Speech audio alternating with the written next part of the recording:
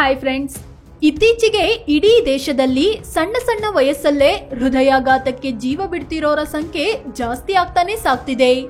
ಈ ಸಂಬಂಧ ರಾಜ್ಯದಲ್ಲಿ ಎರಡೆರಡು ವೈದ್ಯರ ತಂಡಗಳು ವರದಿ ರೆಡಿ ಮಾಡಿದ್ದು ಶಾಕಿಂಗ್ ಅಂಶ ಹೊರಬಿದ್ದಿದೆ.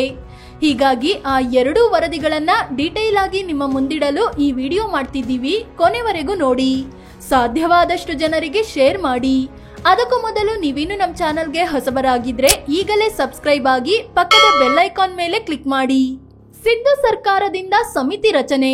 ಕಳೆದ 10 ವರ್ಷಗಳಿಗೆ ಹೋಲಿಸಿದ್ರೆ ಕಳೆದೆರಡು ವರ್ಷಗಳಲ್ಲಿ ಹೃದಯಾಘಾತದ ಪ್ರಮಾಣ 40% ಜಾಸ್ತಿ ಆಗಿದೆ. ಮೊದಲೆಲ್ಲ 40-50 ವರ್ಷ ಮೇಲ್ಪಟ್ಟವರಿಗೆ ಹೃದಯಾಘಾತವಾದ್ರೆ ಈಗ 15, 18, 20, 25 ಹೀಗೆ ಯುವ ಪೀಳಿಗೆಯನ್ನೇ ಈ ಸಮಸ್ಯೆ ಬಿಟ್ಟು ಬಿಡದೆ ಕಾಡ್ತಿದೆ. ಕಳೆದೊಂದು ತಿಂಗಳಲ್ಲಿ ಹಾಸನದಲ್ಲಿ 15 ಮಂದಿ ಯುವಕ ಯುವತಿಯರ ಹೃದಯ ನಿಂತು ಜೀವ ಬಿಟ್ಟಿದ್ದಾರೆ.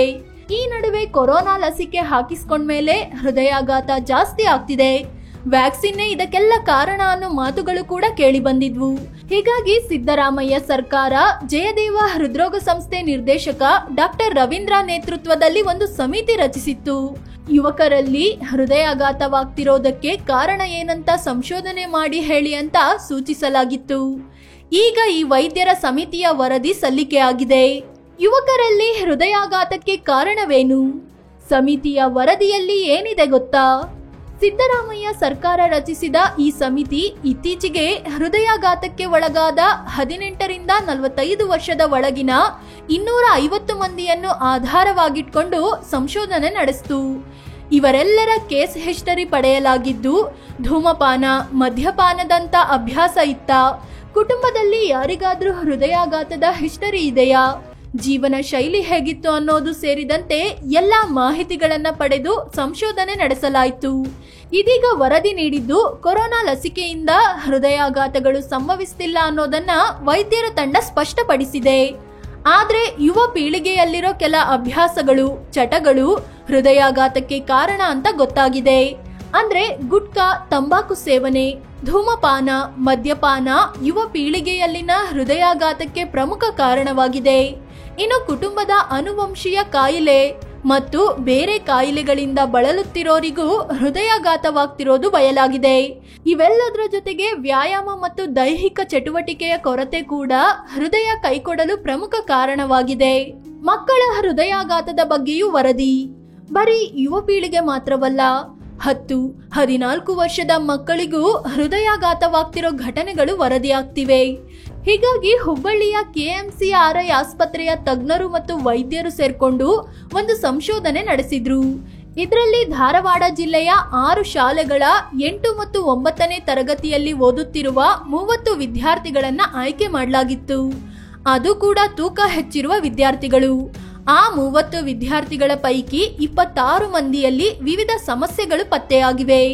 ಚಿಕ್ಕ ವಯಸ್ಸಿನಲ್ಲಿಯೇ ಸಕ್ಕರೆ ಕಾಯಿಲೆ, ಅಧಿಕ ರಕ್ತದೊತ್ತಡ, ಕೊಲೆಸ್ಟ್ರಾಲ್ ಸಮಸ್ಯೆ ಎದುರಿಸುತ್ತಿರೋದು ಆತಂಕ ಮೂಡಿಸಿದೆ. ಜೊತೆಗೆ ಈ ಮಕ್ಕಳಲ್ಲಿ ಸಮಸ್ಯೆ ಇರೋದಕ್ಕೆ ಹಲವು ಕಾರಣಗಳನ್ನು ಕೂಡ ಪತ್ತೆ ಹಚ್ಚಲಾಗಿದೆ. ಅತಿಯಾದ ಸ್ವೀಟ್ ಸೇವನೆ, ಜಂಕ್ ಫುಡ್ ತಿನ್ನೋದು, ಆರೋಗ್ಯಕರ ಆಹಾರ ಸೇವಿಸದೇ ಇರೋದು, ವ್ಯಾಯಾಮ, ದೈಹಿಕ ಚಟುವಟಿಕೆ ಕೊರತೆ, ಹೆಚ್ಚು ಮೊಬೈಲ್ ಮತ್ತು ಟಿವಿ ವೀಕ್ಷಣೆ ಕೂಡ ಇದಕ್ಕೆ ಕಾರಣ ಎನ್ನಲಾಗಿದೆ. ಅಧ್ಯಯನಕ್ಕೆ ಒಳಪಡಿಸಿದ ಮಕ್ಕಳು ದಿನಕ್ಕೆ 1ರಿಂದ 4 ಗಂಟೆಗಳ ಕಾಲ ಮೊಬೈಲ್ ನೋಡ್ತಿದ್ರು ಅಂತ ಕೂಡ ಗೊತ್ತಾಗಿದೆ. ಹೊರಾಂಗಣ ಆಟ ಇಲ್ಲದೆ ಇರೋದು, ಡಯಟ್ ಪ್ಲಾನ್ ಇಲ್ಲದಿರೋದು, ಜೆನೆಟಿಕ್ ಸಮಸ್ಯೆ, ಅಧಿಕ ಬೊಜ್ಜು, ಅಧಿಕ ರಕ್ತದೊತ್ತಡ, ಪ್ಯಾಕೆಟ್ ಜ್ಯೂಸ್ ಸೇವನೆ ಮಕ್ಕಳ ಆರೋಗ್ಯದ ಮೇಲೆ ಕೆಟ್ಟ ಪರಿಣಾಮ ಬೀರಿದೆ. ಇವುಗಳಿಂದಲೇ ಮಕ್ಕಳಲ್ಲಿ ಹೃದಯಾಘಾತದಂತಹ ಸಮಸ್ಯೆಗಳು ಹೆಚ್ಚಾಗ್ತಿವೆ ಅಂತ ತಜ್ಞರ ತಂಡ ವರದಿಯಲ್ಲಿ ಹೇಳಿದೆ. ಪೋಷಕರು ಸರ್ಕಾರಕ್ಕೆ ತಜ್ಞರ ಸಲಹೆ. KMCRI ಆಸ್ಪತ್ರೆಯ ತಜ್ಞರ ತಂಡ ಕೇಂದ್ರ ಮತ್ತು ರಾಜ್ಯ ಸರ್ಕಾರಕ್ಕೆ ಈ ವರದಿ ಸಲ್ಲಿಸಿದೆ. ಜೊತೆಗೆ ದೇಶಾದ್ಯಂತ ಇದೇ ರೀತಿಯ ಅಧ್ಯಯನ ನಡೆಸಬೇಕಾದ ಅಗತ್ಯತೆ ಇದೆ. ಒಬ್ಬ ವಿದ್ಯಾರ್ಥಿಯ ಪರೀಕ್ಷೆಗೆ 5,000 ರೂಪಾಯಿ ಖರ್ಚಾಗುತ್ತೆ. ಹೀಗಾಗಿ ಸರ್ಕಾರವೇ ಈ ಸಂಬಂಧ ನೀತಿ ರೂಪಿಸಬೇಕು ಅಂತ ಕೂಡ ತಂಡ ಮನವಿ ಮಾಡಿದೆ. ಜೊತೆಗೆ ಪೋಷಕರು ಮೊಟ್ಟ ಮೊದಲಿಗೆ ಮಕ್ಕಳ ಆಹಾರ ಕ್ರಮ ಬದಲಿಸಬೇಕು. ಜಂಕ್ ಫುಡ್, ಸ್ವೀಟ್ ಫುಡ್ ಕಡಿಮೆ ಮಾಡಬೇಕು. ಓದೋದ್ರ ಜೊತೆಗೆ ದೇಹಕ್ಕೆ ಶ್ರಮ ಆಗುವಂತಹ ಆಟಗಳಿಗೆ ಒತ್ತು ನೀಡಬೇಕು ಅಂತ ತಂಡ ಸಲಹೆ ಕೊಟ್ಟಿದೆ. ಪ್ರತಿ ಶಾಲೆಗೂ ಆಟದ ಮೈದಾನ, ಪ್ರತಿದಿನವೂ ಶ್ರಮ ವಹಿಸಿ ಆಡುವಂತಹ ಆಟಗಳನ್ನು ಕಡ್ಡಾಯ ಮಾಡಬೇಕು ಅಂತ ಸರ್ಕಾರಕ್ಕೆ ತಜ್ಞರು ಮನವಿ ಮಾಡಿದ್ದಾರೆ. ಫ್ರೆಂಡ್ಸ್, ಒಟ್ನಲ್ಲಿ ಕೊರೋನಾ ಲಸಿಕೆ ಹೃದಯಾಘಾತಕ್ಕೆ ಕಾರಣವಲ್ಲ ಅನ್ನೋದು ಗೊತ್ತಾಗಿದೆ. ಜೊತೆಗೆ ಅದಕ್ಕೆ ಪ್ರಮುಖ ಕಾರಣ ಏನು ಅಂತಲೂ ಗೊತ್ತಾಗಿದೆ. ಹೀಗಾಗಿ ನಮ್ಮನ್ನ ನಾವು ಬದಲಿಸಿಕೊಳ್ಳಲು ಇದು ಸರಿಯಾದ ಸಮಯ. ಮದ್ಯಪಾನ, ಧೂಮಪಾನದಂತಹ ದುಶ್ಚಟ ಇದ್ರೆ ಇನ್ನಾದ್ರೂ ಬಿಟ್ಟು ಬಿಡೋಣ.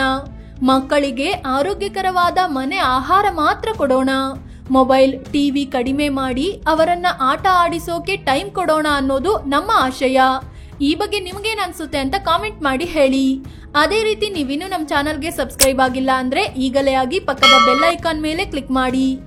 ಸಾಧ್ಯವಾದಷ್ಟು ವಿಡಿಯೋ ಶೇರ್ ಮಾಡಿ. ಧನ್ಯವಾದ.